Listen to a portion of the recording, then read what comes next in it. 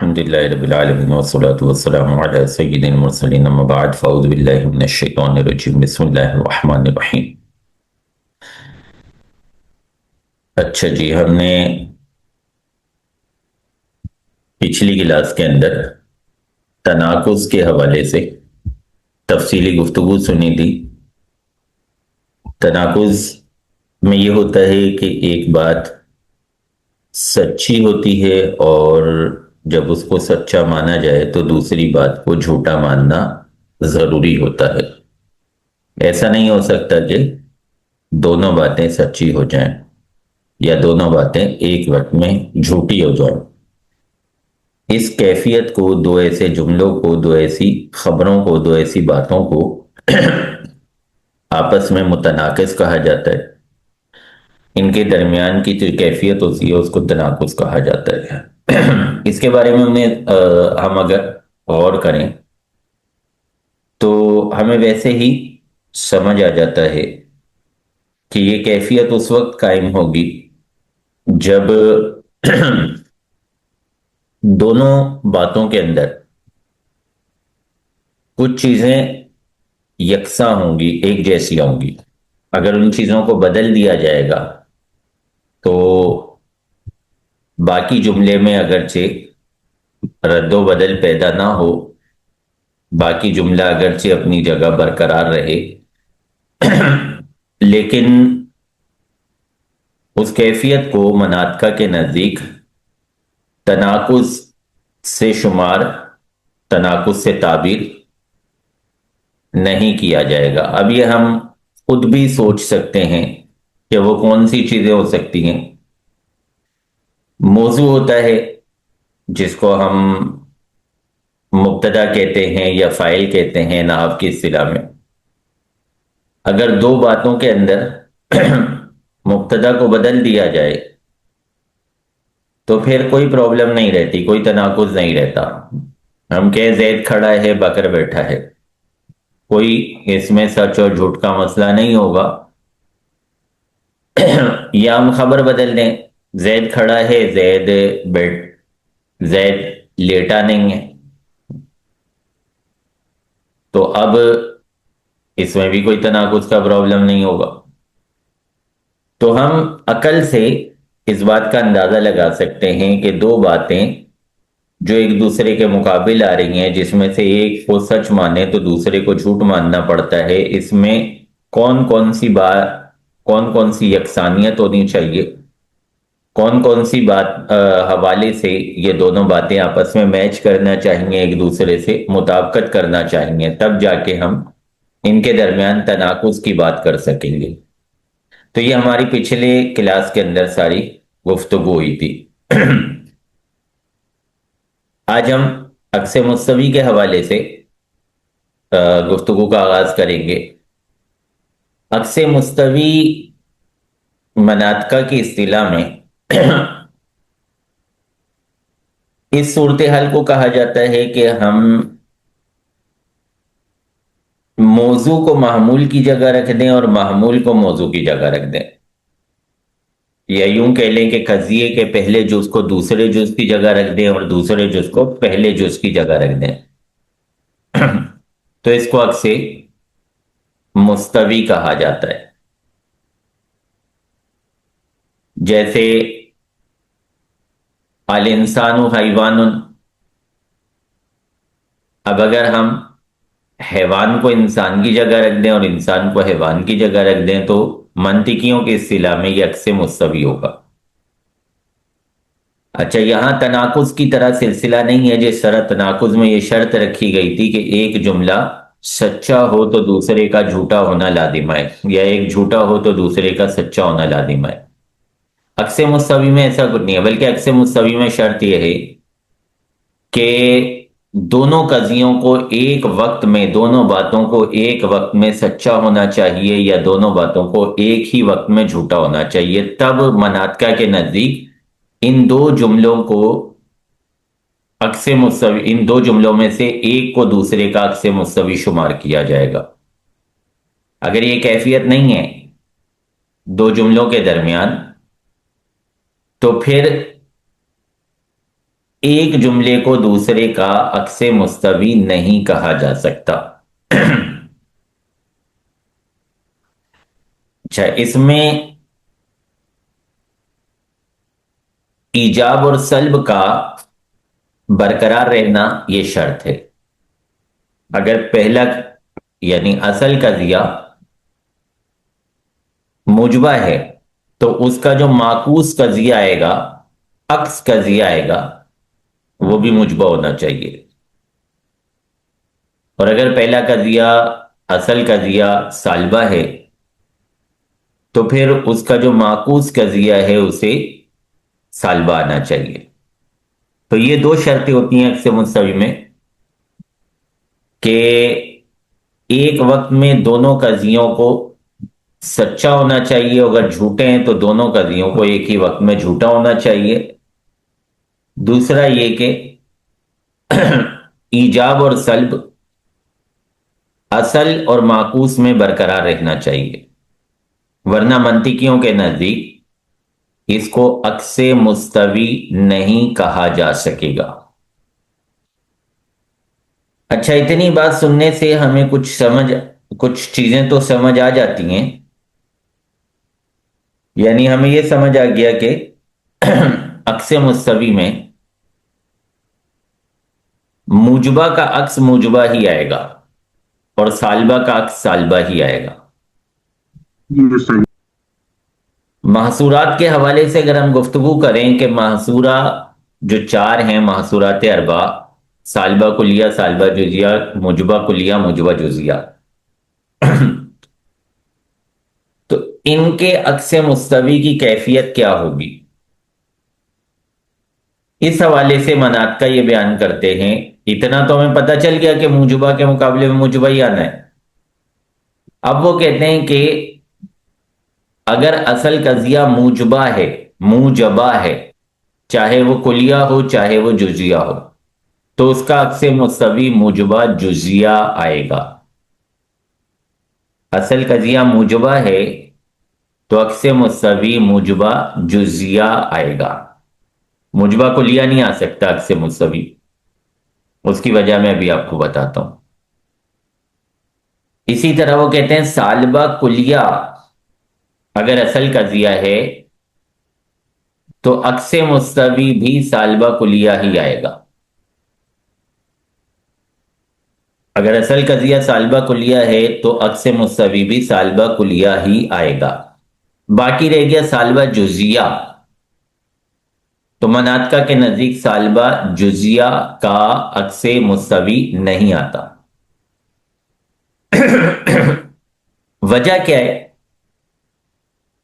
وجہ یہ ہے کہ سالبہ جزیہ کا اگر عکس مستوی بنائیں گے تو کبھی کبھار ایسا ہوگا کہ عکس مستوی بن سکے گا، یعنی کبھی کبھار ایسا ہوگا کہ سالبہ جزیہ سے اگر آپ عکس مستوی بنائیں گے تو اصل قضیہ بھی سچا رہے گا، اس کا عکس بھی سچا رہے گا، لیکن کبھی کبھار بعض مقامات پر ایسا ہوگا کہ سالبہ جزیہ کا اگر آپ نے عکس مستوی بنایا تو اصل قضیہ سچا ہونے کی صورت میں اس کا عکس جھوٹا پڑ جائے گا۔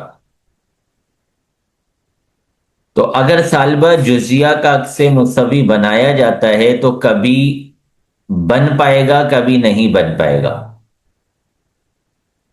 اور مناطق کا اصول یہ ہے کہ مناطق اپنے اصول و ضوابط، اپنے قواعد وضع کرنے میں اس بات کو لازم سمجھتے ہیں کہ کوئی شاذ صورت نہ بچے، کوئی شاذ صورت نہ نکلے، خلاف اصول کوئی صورت نہ آئے۔ اگر کوئی خلاف اصول صورت آ رہی ہوتی ہے تو وہاں وہ اصول ہی نہیں بناتے۔ جیسے صرف و نحو میں آپ نے دیکھا ہے نا کہ وہ اصول بنا لیتے ہیں تاکہ بہت ساری صورتوں کا احاطہ ہو جائے، بہت ساری صورتیں کور ہو جائیں، اور ساتھ میں جو دو چار الفاظ، دو چار جملے، دو چار صورتیں رہ گئی ہوتی ہیں، ان کو شاذ کہہ کے نومینیٹ کر دیتے ہیں کہ جی یہ اس قاعدے پر نہیں آ رہی، یہ شاذ ہیں۔ صرف و نحو والوں کا انداز تو یہی ہے، لیکن منطق والوں کی کتاب میں آپ کو کبھی یہ نہیں ملے گا کہ وہ اپنا اصول لکھنے کے بعد، اپنا قاعدہ لکھنے کے بعد، اپنا ضابطہ لکھنے کے بعد آگے دو تین صورتوں کو شاذ کہہ کے بیان کر دیں۔ جی صحیح۔ انہوں نے اپنا بنیادی اصول ہی یہ رکھا ہے کہ اگر جو رول بن رہا ہے تمام جزیات اس رول کے تحت آتے ہیں تو رول بنایا جائے گا، اگر دو چار صورتیں بھی اس رول سے باہر نکلتی ہیں تو وہ رول کو ہی کینسل کر دیتے ہیں، وہ کہتے ہیں یا کوئی رول ہی نہیں ہے۔ اسی لیے انہوں نے جب دیکھا کہ عکس مستوی کی صورت میں اگر سالبہ جزیہ کا عکس مستوی بنایا جائے گا تو کبھی بن پائے گا، کبھی نہیں بن پائے گا، انہوں نے کہا کہ بنتا ہی نہیں ہے۔ صحیح ہے، جی صحیح۔ انہوں نے کہا کہ بنتا ہی نہیں ہے۔ اگر وہ نحویوں یا صرفیوں کے انداز پر چلتے تو وہ بتا دیتے کہ جی سالبہ جزیہ کا عکس مستوی سالبہ جزیہ آتا ہے سوائے فلاں فلاں صورت کے، لیکن چونکہ منطقیوں کا انداز یہ ہے کہ وہ اسی قاعدے کو لیتے ہیں جس کے تحت تمام جزیات آ جائیں، اور اگر تمام جزیات کا احاطہ نہیں ہو رہا ہوتا تو وہ قاعدہ وضع ہی نہیں کرتے، مقرر ہی نہیں کرتے۔ یہی معاملہ اگلے چیپٹر میں بھی ہے، عکس نکیز۔ اچھا، یہاں پہ دو چیزیں جمع ہو رہی ہیں، عکس، نکیز۔ آپ پیچھے پڑھ کے آئے تناقض، یہاں آ گئی نکیز۔ ابھی پڑھا آپ نے عکس مستوی، یہاں آ گیا عکس۔ یعنی اب جو مرکب کی صورت ہے، اب جو مرکب کی کیفیت ہے، یہ دونوں چیزوں کا مجموعہ ہوگی، اس میں عکس بھی بنے گا، نکیز بھی آئے گی۔ اس نام سے ہی آپ سمجھ سکتے ہیں، آپ نے پیچھے دو چیزیں پڑھ لی ہیں، اگر آپ اس نام پر غور کریں تو آپ خود ہی اس کو بنانے پر قدرت رکھتے ہیں کہ یہ کیسے بنے گا عکس نکیز۔ اب اس کا انداز یہ ہوتا ہے کہ پہلے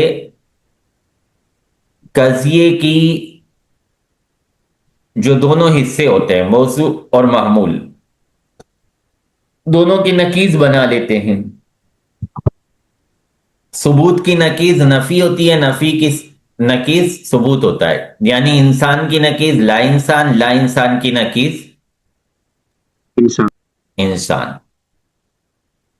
تو اس میں یہ ہوتا ہے کہ جو دو جز ہیں ان دونوں کی پہلے آپ نکیز بنا لیں۔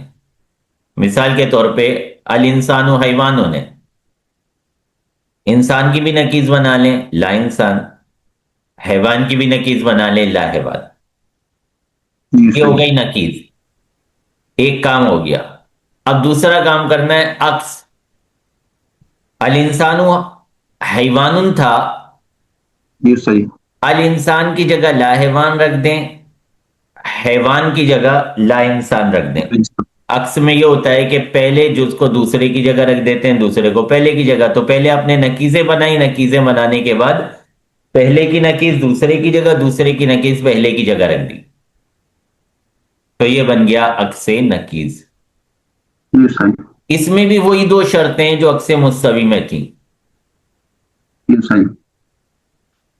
صدق باقی رہنا چاہیے، یعنی اگر اصل قضیہ سچا ہے تو اس کا عکس نکیز بھی سچا ہونا چاہیے، اگر اصل قضیہ جھوٹا ہے تو اس کا عکس نکیز بھی جھوٹا ہونا چاہیے، بقائے صدق کا یہ مطلب ہے۔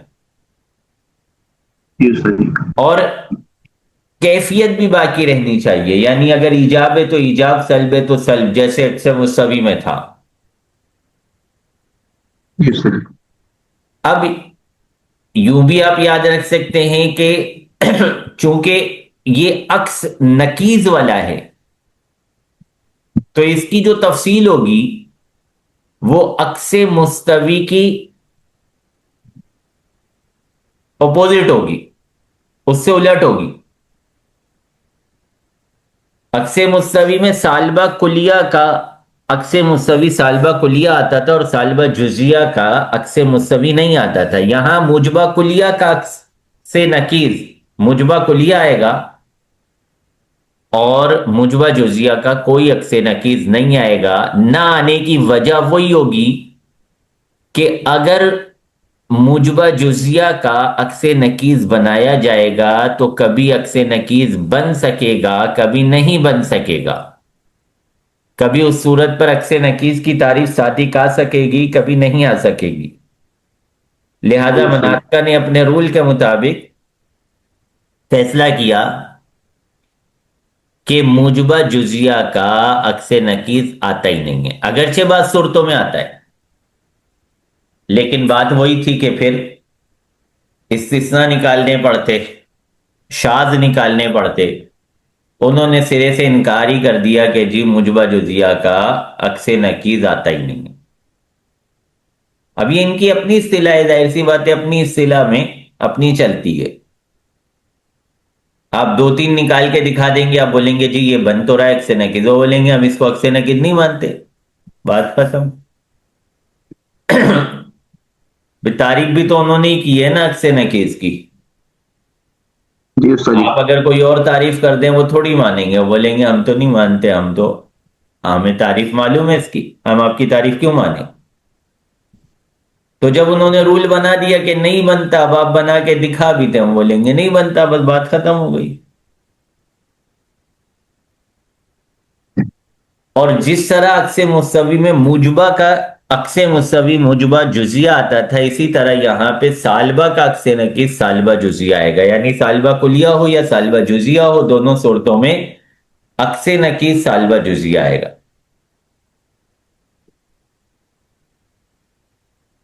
اچھا، یہاں تک آپ کی جو ہے وہ مفردات اور مرکبات کی بحثیں پوری ہو گئی۔ اب جی استاد جی، اصل منطق کی طرف ہم بڑھنا شروع ہوتے ہیں۔ یہاں سے آپ سمجھ لیں کہ گویا کہ اصل منطق کا آغاز ہوتا ہے۔ میں نے آپ کو شروع میں بتایا تھا کہ منطق ترتیب کا نام ہے، آلے کا نام ہے، اس میں ہم ترتیب دینا سیکھتے ہیں کہ جی اپنی بات کو ترتیب کیسے دینا ہے۔ بات ہمیں آتی ہے، بات ہمیں معلوم ہے، نحو کے قاعدے ہمیں آتے ہیں، صرف کے قاعدے ہمیں آتے ہیں، مثالیں ہمیں آتی ہیں، ہم پیپر دینے بیٹھے ہیں، ہم کتاب لکھنے بیٹھے ہیں، ہم کسی کو پڑھانے بیٹھے ہیں، سمجھانے بیٹھے ہیں، ہم اس نحو کی معلومات کو ترتیب کیسے دیں؟ پہلے کون سا جملہ بولیں، بعد میں کون سا جملہ بولیں، پہلے کون سا قاعدہ استعمال کریں، پہلے کون سی مثال حل کریں کہ جس کے ذریعے سمجھنے والوں کے لیے سمجھنا آسان ہو، پیپر چیک کرنے والوں کو پیپر چیک کرتے ہوئے مزہ آئے، ایسا نہ لگے کہ یار یہ تو عجیب و غریب لکھا ہے، کہیں کی بات کہیں پہ اور کہیں کی بات کہیں پہ، ہم ڈھونڈ ڈھونڈ کے پریشان ہو گئے۔ بعض اوقات چیکر اس غصے میں بھی نمبر کاٹ دیتا ہے کہ یار یہ کیسا عجیب و غریب اس نے کام کیا ہے، اس کا جواب کبھی ادھر ڈھونڈنا پڑتا ہے، کبھی ادھر ڈھونڈنا پڑتا ہے، کبھی کہیں ڈھونڈنا پڑتا ہے۔ بعض طلبہ جو ہے وہ بڑے بے نیاز سے ہوتے ہیں، بڑی مرتبہ پیپر چیک کرنے کا موقع ملا ہے تو وہ بڑے بے نیاز سے ہوتے ہیں، انہوں نے جو ہے جواب لکھا اور جواب لکھ کے آخر میں لکھ دیتے ہیں اس کا باقی جواب وہ فلاں سوال کے بعد میں فلاں صفحہ نمبر پر ہے۔ او بھائی، چیک کرنے والا فارغ بیٹھا ہے آپ کی نظر میں، وہ فالتو بندہ ہے، اس کا یہ وہاں پر ہے، اس کا وہاں پہ، ہم کوئی بہت بڑے علامہ مفتی ہو کی کتاب میں وہ ادھر ادھر چھانے کا، سیدھا سیدھا ترتیب سے لکھو۔ چیک کرنے والے کو بھی مزہ ہے، دو نمبر بڑھا کے دے کے چلے یار بچے نے اچھا کام کیا ہے، الٹا کام کر کے اور اپنے نمبر کٹوا لیتے ہیں۔ بہرحال تو یہاں سے ہوتی ہے ترتیب شروع کہ بھائی آپ نے کرنا کیا ہے۔ قیاس میں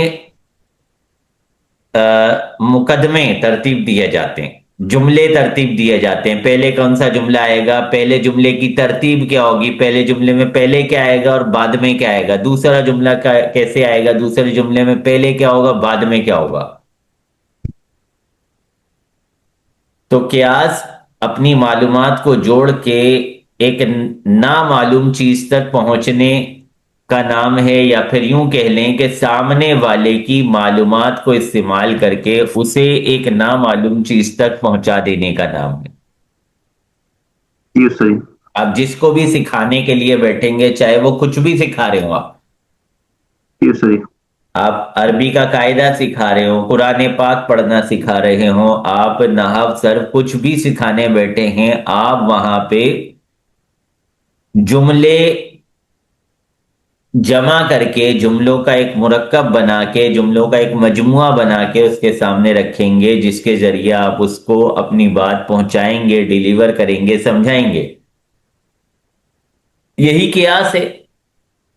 اس کو صحیح طریقے سے اگر آپ کر لیتے ہیں, صحیح طریقے سے اگر آپ ان الفاظ کو, ان جملوں کو ترتیب دے لیتے ہیں, سیٹ کر لیتے ہیں, تو اسی کا نام قیاس ہے, اسی کا نام منطق ہے. اب قیاس کی دو قسمیں ابتدائی طور پہ بنائی جاتی ہیں, اقترانی اور استثنائی. اس میں بہت لمبی چوڑی تعریف کی ضرورت نہیں ہے. استثنائی کے نام سے سمجھ آ جاتا ہے کہ ایک قیاس ایسا ہوگا جس کے اندر حرف استثناء موجود ہوگا. تو جی جس استاد جی. قیاس کے اندر حرف استثناء موجود ہوگا اس کو استثنائی کہہ دیں گے, جس میں حرف استثناء نہیں ہوگا اسے اقترانی کہہ دیں گے, بات ختم. ہاں. پھر اقترانی کی دو قسمیں بنتی ہیں, حملی اور شرطی. یہاں بھی بڑی آسان سی بات ہے, حملی اور شرطی. دوسری قسم دیکھیں شرطی. یہیں سے سمجھ آتا ہے کہ جی کچھ قیاس اقترانی وہ ہوں گے جن میں حروف شرط استعمال ہوا ہوگا, شرط و جزا کے جملے استعمال ہوئے ہوں گے. تو جس جی قیاس استاد جی. اقترانی میں شرط کا استعمال ہو وہ شرطی ہو گیا, جس میں شرط کا استعمال نہ ہو وہ حملی ہو گیا. جی استاد جی. قیاس کے جو اجزاء ہوتے ہیں, قیاس کے اندر جو صیغے استعمال ہو رہے ہوتے ہیں, جو الفاظ استعمال ہو رہے ہوتے ہیں, ان کے اصطلاحی نام ہیں صغرا, کبریٰ, حد اوسط, شکل, ضرب. صغرا کیا ہوتا ہے؟ نتیجے کا اصغر جس میں ہوتا ہے, نتیجے کا موضوع جس میں ہوتا ہے, نتیجے کا مبتدا جس میں ہوتا ہے, اس قضیے کو صغرا کہتے ہیں. جس قضیے میں نتیجے کا اکبر ہوتا ہے, خبر ہوتی ہے, محمول ہوتا ہے, اس قضیے کو کبریٰ کہتے ہیں. جو لفظ دونوں قضیوں میں ریپیٹ ہو رہا ہوتا ہے, مکرر ہو رہا ہوتا ہے, جس کی تکرار ہو رہی ہوتی ہے, اسے حد اوسط کہہ دیتے ہیں. جی استاد جی. اب یہ صغرا کبریٰ کو رکھنے کی ایک انداز ہوتا ہے. صغرا کبریٰ کو کیسے رکھنا ہے یا کیسے ترتیب دینا ہے, اس انداز کے اعتبار سے اس ترتیب کو, ان جملوں کی کیفیت کو شکل کہہ دیا جاتا ہے. جی استاد جی. اگر صغرا کے اندر پہلے اصغر ہے پھر حد اوسط, کبریٰ کے اندر پہلے حد اوسط ہے پھر اکبر, تو یہ شکل اول ہو گئی. اگر صغرا کے اندر پہلے اصغر ہے پھر حد اوسط, کبریٰ کے اندر پہلے اکبر ہے پھر حد اوسط, تو یہ شکل ثانی ہو گئی.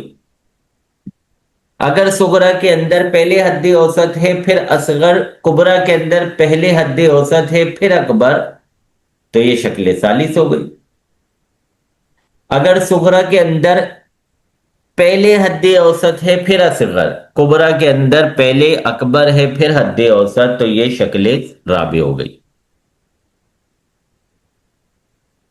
حد اوسط کو آگے پیچھے کرتے رہیں،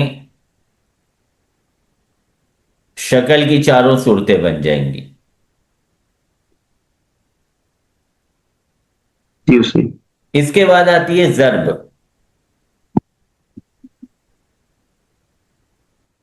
قیاس اقترانی جو ہوتی ہیں، قیاس اقترانی حملی، اس کی جی استاد جی۔ 16 ضربیں بنتی ہیں، شرطی کی بھی 16 ضربیں بنتی ہیں، اور یہ بڑی آسان سی ہیں۔ اس میں یہ ہے کہ آپ کے پاس محصورات 4 ہیں، موجبہ کلیہ، موجبہ جزیہ، سالبہ کلیہ، سالبہ جزیہ۔ اب یہ 4 آپ کے پاس محصورات ہیں، یہ 4 جو ہیں وہ 4 کے ساتھ جمع ہوں گے،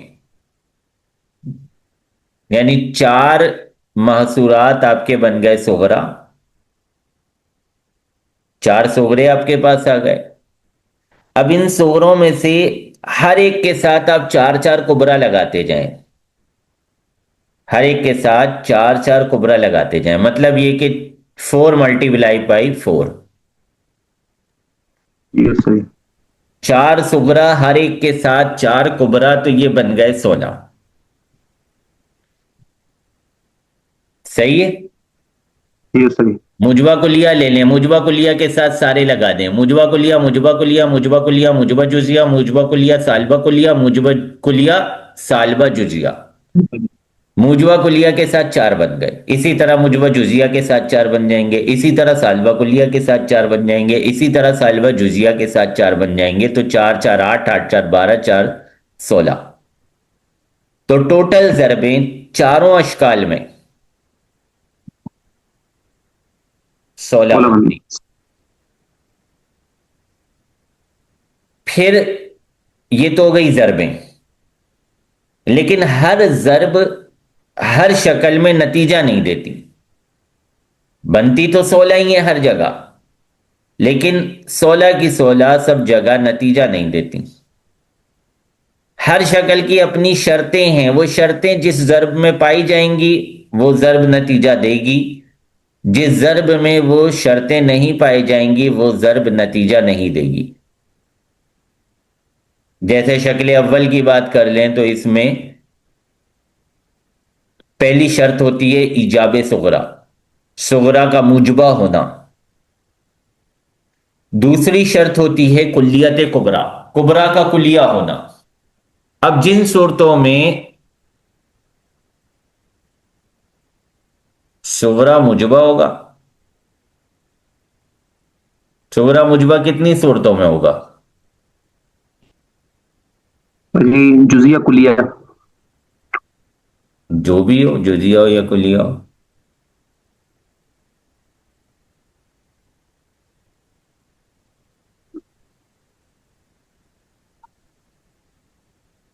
آٹھ صورتوں میں ہوگا۔